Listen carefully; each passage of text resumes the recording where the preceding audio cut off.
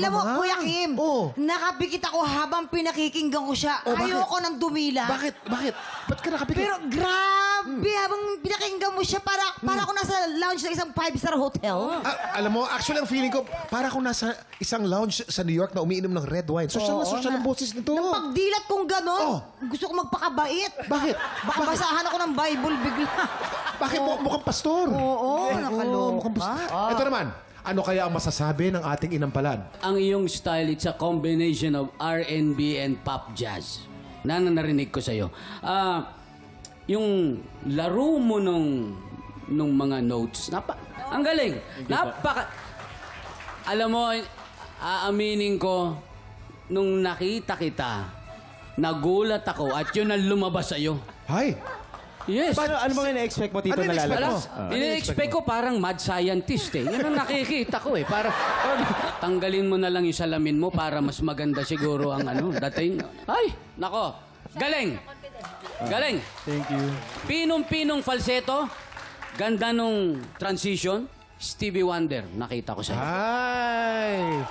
Stevie Wonder. Ako, Tito Renz, I disagree. I want him to keep his glasses because Why?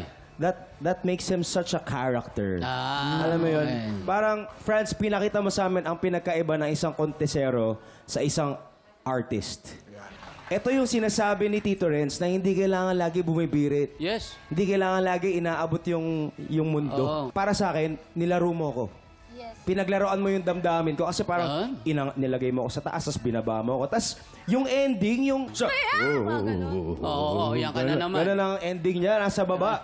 So, I wanna appreciate that today you showed us artistry and you showed us that there's a way to perform and amaze people without making birit. Yeah. Ayan. So, bro, congratulations. Alam mo, ang unique ng voice mo. Oh? Ikaw lang yung meron yan. Oh? Kaya i-keep mo yung boses mo. Tapos lumaban ka din, di ka natakot eh. Yung sa kanta ni Elizabeth, lumaban ka.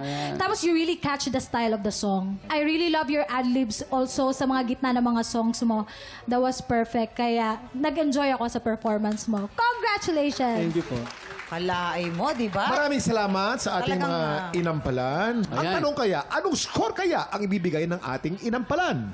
Friends, dahil nag-enjoy ako sa performance mo today, ang stars na ibibigay ko sa'yo ay...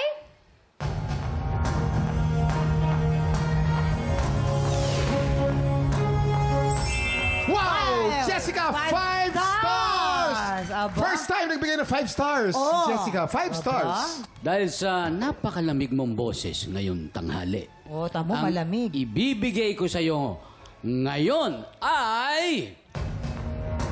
Ano kaya to? Ano kaya?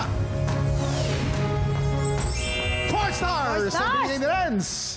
5 stars and 4 stars. Elizabeth, you have a total of 8 stars. At si Franz naman ay merong total na 9 stars. At mamaya natin ipapakita ang scores ni Carl. Sa mga tiktropa natin na may pusong kampyon, ito na ang pagkakataon yung bumida sa tanghalan ng kampyon. Panoorin niyo po ito. Tinatawagan ng mga Pilipinong may tapang ng kampyon at boses ng kampyon. Ito na ang pagkakataon mong ilaban ang iyong pangarap. Kung ikaw ay 16 to 50 years old at may boses na kayang makapagsabayan sa mga kampyon, sugod na sa GMA Network Studio 6 tuwing Miyerkules at Huwebes, 3 to 5 p.m. po yan. Hanapin lang si Romel Bago, ilabas ang iyong pusong kampyon dito sa Tanghalan ng Kampyon!